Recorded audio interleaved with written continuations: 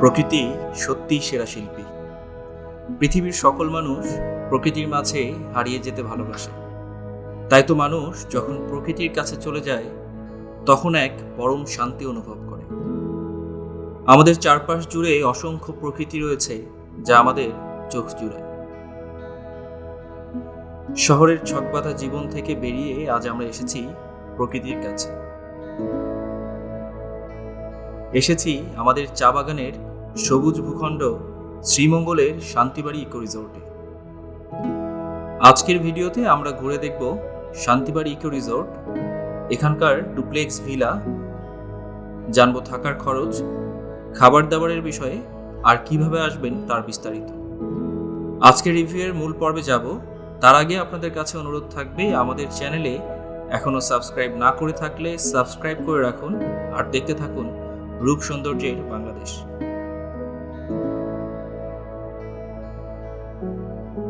শান্তিবাড়ি eco resort খুঁজে পেয়েছিলাম বরাবরের মতোই গুগলের সহায়তায়।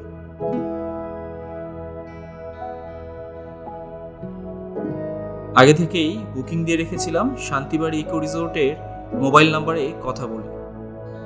আপনাদের সুবিধার জন্য শান্তিবাড়ি ইকো রিসোর্টের কন্ট্যাক্ট নাম্বার ভিডিওর ডেসক্রিপশন বক্সে দেওয়া থাকবে। গ্র্যান্ড সুলতানের মূল ফটকের ঠিক উল্টো দিকে যে রাস্তা চলে গিয়েছে সেই রাস্তা ধরে আনুমানিক 1 কিলোমিটার রাস্তা চলে গেলেই চোখে পড়বে শান্তিবাড়ি ইকো রিসোর্টের সাইনবোর্ড। সাইনবোর্ডে দেখানো দিক নির্দেশনা ফলো করে মিনিট 10 হাঁটলেই পৌঁছে যাবেন শান্তিবাড়ি ইকো রিসোর্টে। আপনাদের জন্য দিনের ভিডিও আলাদাভাবে করলেও আমরা মূলত রিসোর্টে এসে পৌঁছেছিলাম রাত 8টায়।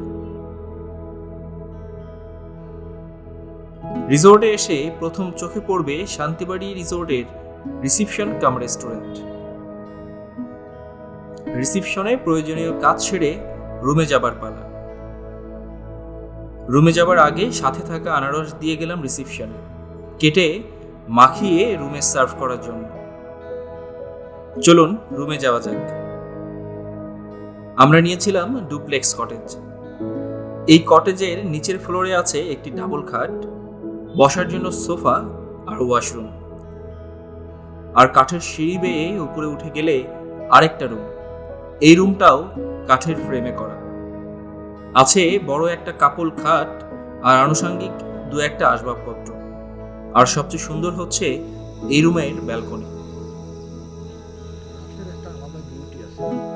শান্তিবাড়ি ইকো রিসোর্টের এই ডুপ্লেক্স কটেজের ভাড়া প্রতিদিনের জন্য 5,500 টাকা। আর এই কটেজে 5 জন অনায়াসে থাকা যায়। ওদের রুমে আহামরি ডেকোরেশন নেই, যা আছে তা নিখাদ গ্রাম বাংলার রং আর রূপ।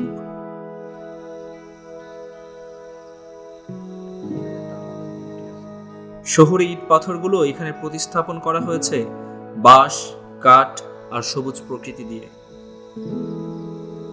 এখানে দিনে বা রাতে কখনোই শহুরে ভ্যাপু বাজে না। এখানেই নিঃশব্দ জোছনা দেখা যায়। ঝিঝি পোকার ডাকে অল্প আধারেই মাঝরাত নেমে আসে এখানে। এখানে খুব ভোরে ঘুম ভাঙে পাখিদের ডাকে।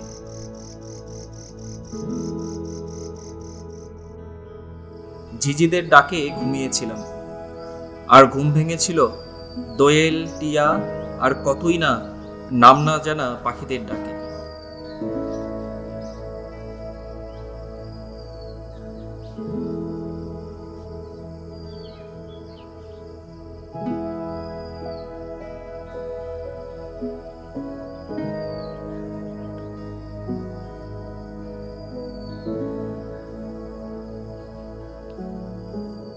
ঘুম থেকে উঠে বেরিয়ে পড়লাম এখানকার সৌন্দর্য দেখতে।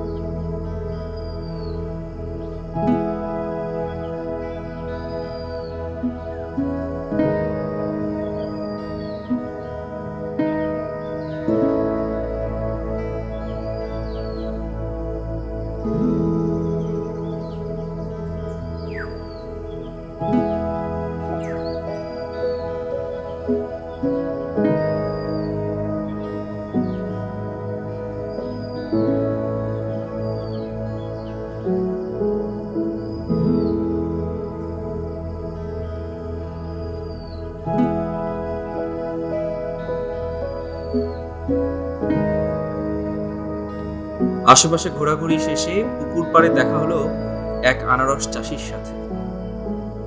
তার সাথে সকালের সবচেয়ে ভালো সময়টা কাটলো। অনেক কথা হলো তার সাথে। আপনার বাগান কি এই সোজাই না? এই সোজাই পুরোটা? পুরোটাই আনারস? পুরোটাই আনারস।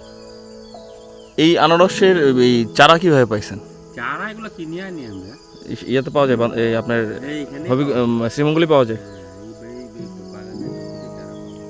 এগুলো কি কর্মী নিছেন সাথে লাগানোর জন্য? হ্যাঁ, পাহাড়ি কর্মী নাকি বাইরে থেকে আসে? না না, পাহাড়ি কর্মী।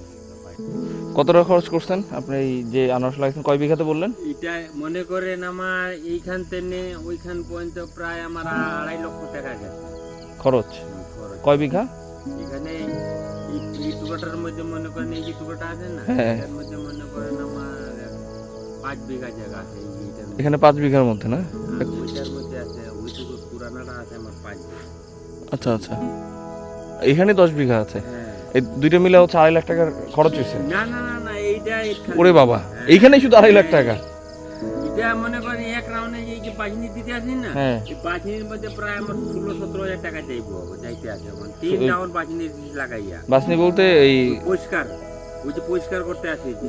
ও, মানে শুধু গাছের আগাছা? হ্যাঁ হ্যাঁ, লেবার খরচ খালি। ও, কত টাকার বিক্রি হবে আনারস আনুমানিক?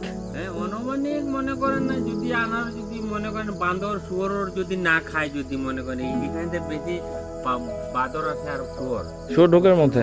হ্যাঁ, শুকর ঢোকে না? হ্যাঁ, জঙ্গলি শুকর। এগুলা তো মনে করেন এগুলা তো মনে করেন বন প্রাণী আছে, এগুলো ফরেস্টের জিনিসগুলো মারাও যায় না। মারলেও এগুলো সমস্যা যা মানে বাঁচে। তো মনে করেন না এলো মনে করেন 2-3 লক্ষ টাকা আনার। ও, খরচ কি 1.5 লাখ নাকি 2.5 লাখ? 2.5 লাখ টাকা। তাহলে 1-1.5 লাখ টাকা কি লাভ হবে? লাভ হয়, মনে করেন কিছু লাভ মানে খাইয়া দিয়ে এরকম আগের মতন লাভ নাই। লাভ কম? এটা কি ছোট? এই ছোট চাহিদা একবারে কম। ছোট আনারস নাকি বড়টা? বড় বড় বড় আনারস। এটা কি মিষ্টি? হ্যাঁ, খুব মিষ্টি।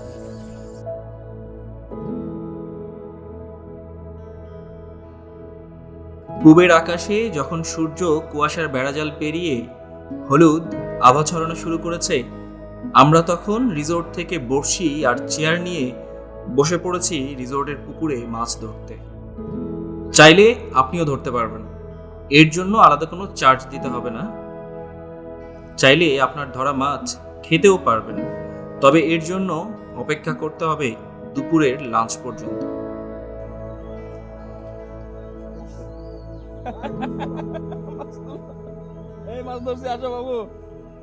এই রিসোর্টে অবশ্য আরো কম খরচের রুমও আছে। এই রুমগুলো দেখতে নৌকার ছইয়ের মতো অনেকটা। চলুন এই রুমগুলো থেকে একটা দেখে আসি।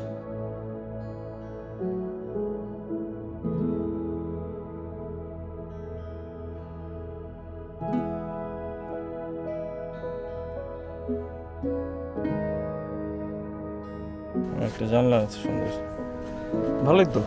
কত না স্যার, খুব ভালো লাগছে স্যার, খুব জায়গাটা খুব ভালো লাগছে, খুব মজা পাইছি স্যার। এইটা চাই 1600 টাকা। এইগুলোর ভাড়াই কম। মজা আছে না? দেখো ওয়াশরুম, ওয়াশরুমটা বেশি সুবিধা না, কোন রকম আর কি। এইগুলো জায়গাতে এরকমই ঠিক আছে। তো হাই কমোড দেয়া আছে, হাই কমোড দেয়া আছে, ঝর্ণা আছে, শাওয়ার আছে।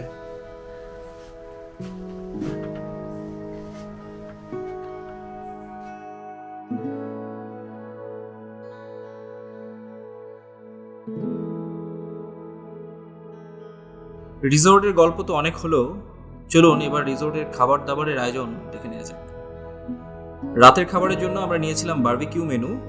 বারবিকিউ যথেষ্ট মজা ছিল, বিশেষ করে চিকেনের পোড়ানো ভাব আর স্মোকি ফ্লেভারটা অসাধারণ লেগেছে। আর আনারসের ফ্রাইটাও খাবারের এক ভিন্নতার স্বাদ এনে দিয়েছিল। খাবারের পরিমাণও যথেষ্ট ছিল, পরাটা, চিকেন, আনারস ফ্রাই, আর এর সাথে ছিল সবজি আর সালাদ। এই প্যাকেজের জন্য আমাদের জনপ্রতি খরচ করতে হয়েছিল 450 টাকা। এক কথায় এমন পরিবেশে এমন খাবার মানে পয়সা উসুল। আর সকালের কমপ্লিমেন্টারি নাস্তাটা আহামরি না হলেও খারাপ ছিল বলার উপায় নেই। রুটি, সবজি, ডিম, হালুয়া, স্থানীয় কলা আর ডাল দিয়ে করেছিলাম সকালের কমপ্লিমেন্টারি নাস্তা। চাইলে দুপুরের খাবারও অর্ডার করে নিতে পারেন এই রিসোর্টেই। সেজন্য খরচ পড়বে জনপ্রতি 450 টাকা করে। পরিবার পরিজন, বন্ধু বান্ধব বা আত্মীয় স্বজন নিয়ে চলে আসতে পারেন শান্তিবাড়ি ইকো রিসোর্টে। আশা করি শান্তিবাড়িতে শান্তিতেই কাটবে আপনার দিন। আর এখান থেকে আশেপাশে ঘুরে দেখার মতো অনেক কিছুই আছে শ্রীমঙ্গলে। আগামী প্রজন্মকে আমাদের গ্রাম বাংলার সাথে পরিচয় করিয়ে দিতে শান্তিবাড়ি ইকো রিসোর্ট হতে পারে ভ্রমণ পিপাসুদের কাছে একটি সময় উপযোগী রিসোর্ট। আজকের মতো এখানে বিদায় নিচ্ছি, দেখা হবে এর পরের এপিসোডে। টিল দেন, আল্লাহ হাফেজ।